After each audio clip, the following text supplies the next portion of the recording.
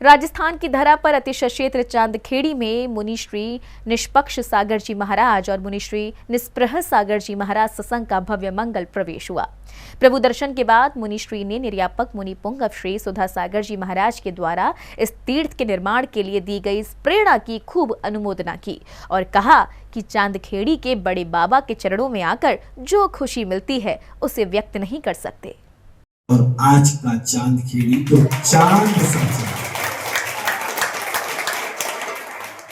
अद्भुत परिकल्पना मुनिश्री निर्यापक श्रवण सुधा सागर जी महाराज की पदार्पण के बाद इस क्षेत्र ने दिन दूनी और रात चौगुनी। मुनिश्री निष्पक्ष सागर जी महाराज बोले, जैसे ही नगर में प्रवेश किया तो अतिशय क्षेत्र चांदखेड़ी के शिखर पर नजर पड़ी। साथ ही विद्यालय जो बालकों को संस्कारित कर रहा है, इन सबको देख मन उत्साहित हो गया। जैसे ही परिसर में प्रवेश कर रहा था तो सामने जो दिव्य भव्य सिंह द्वार दिखा तो वहीं से अच्छी अनुभूतियां होने लगी और जैसे ही थोड़ा सा और अंदर आए तो दाहिने बाएं ओर उन आने वाली पीढ़ियों को संस्कारित करने के लिए जो विद्यालय का संचालन क्षेत्र कर रहा है वह बहुत ही प्रशंसनीय है। आगे बढ़े तो एक और विशेष भव्य दिव्य द्वार दिखा। उस द्वार की शोभा को देख के ऐसा लगा कि हाँ, त्रिलोकीनाथ का दरबार ऐसा ही होगा। हाँ, उसके पूर्व में आचार्य गुरुदेव विद्यासागर जी की संयम तप साधना की यश गाथा को गाता हुआ वह संयम कीर्ति स्तंभ अपने आप में अपनी कीर्ति को बढ़ा रहा है। अंदर प्रांगण में प्रवेश किया तो अनुभूति में कुछ नहीं कह सकता।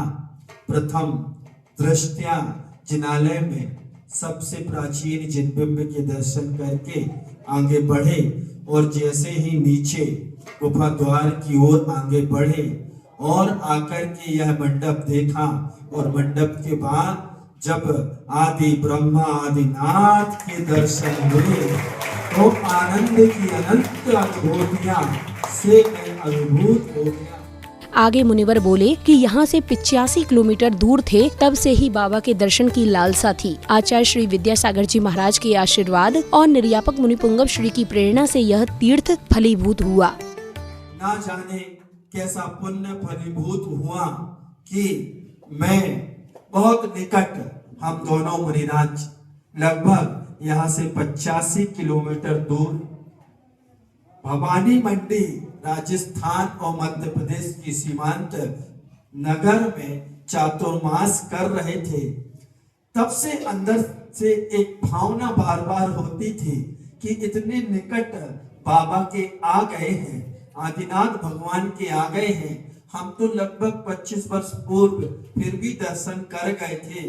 अब उस समय की स्मृतियां धूमिल सी हो गई थी और बार बार सुनते थे कि क्षेत्र का विस्तार बहुत हो गया, क्षेत्र की बहुत प्रगति हो गई। ये सब किसके कारण हुई? कभी आपने सोचा? मूल में तो भगवान आदिनाथ का अतिशय है ही, लेकिन जब तक देव, शास्त्र और गुरु इन तीन के प्रति समर्पण का भाव अंतरंग में जागृत नहीं होता, जैसे ही क्षेत्र कमेटी ने परम पूज्य आचार्य गुरुदेव विद्यासागर जी महाराज के श्री चरणों में अपने आप को समर्पित किया और आचार्य गुरुदेव का आशीर्वाद मिला कि हाँ ठीक है, संत श्री निर्यापक श्रवण सुधा सागर जी को ले जाओ, तो जैसे ही गुरु चरणों में समाज ने, कमेटी ने समर्पण किया और समर्पण का ये प्रभाव हुआ कि आज तीर्थ क्षेत्र अपने आप में अद्भुत स्वरूप को ले चुका है और आने वाले दिनों में यह तीर्थ और वृद्धिंगत होगा। पूरे विश्व को युगों युगों तक यह तीर्थ धर्म की गाथा गाएगा। यह भावना मुनिवर ने इस तीर्थ की धरा पर भाई। आने वाले समय में युगों युगों तक हमारे यह पूर्वजों की विरासत और संरक्षित और सुरक्षित हो गई। आने वाली पीढ़ियां सम्यक दर्शन को प्राप्त करेंगी, साथ ही साथ पुण्य का सृजन करेंगी और ना जाने कितने साधक आकर के, कितने मुनि आकर के यहाँ अपनी साधना को करके आत्मोपलब्धि के सोपान पे और आगे बढ़ेंगे। ऐसे यह तीर्थ क्षेत्र और ऐसे हमारे यह जिन बिंब जो युगों युगों से इस जैनत्व को लेकर के चल रहे हैं, यह तीर्थ हमारी आन बान और शान हुआ करते हैं। इन तीर्थों के माध्यम से ही हम अपने स्वरूप की ओर आ पाते हैं, हम धर्म आराधना में लग पाते हैं, सम्यक समीचीन धर्म के स्वरूप को समझ पाते हैं। सम्यक दर्शन ज्ञान चारित्राणी मोक्ष मार्गा यह सूत्र उमा स्वामी महाराज दे गए, उसको समझने के लिए पहले इनके श्री चरणों में आना पड़ेगा, गुरुओं के चरणों में जाना पड़ेगा। मुनिवर बोले कि जिन जिन कमेटियों ने अपना समर्पण गुरु चरणों में किया, उनके द्वारा बनाए गए तीर्थ आज तीर्थराज बनकर उभर रहे हैं।